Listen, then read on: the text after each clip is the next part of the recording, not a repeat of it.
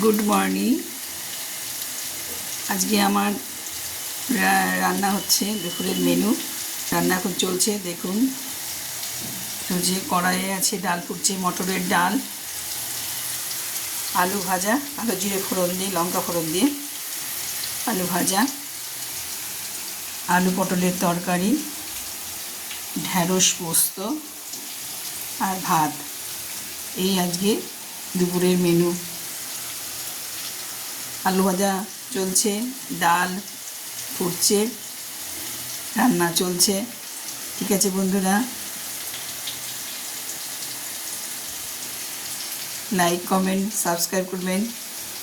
মেনুগুলো কেমন হয়েছে? আজকে সোমবার, মহাদেবের বার, নিরামিষ রান্না।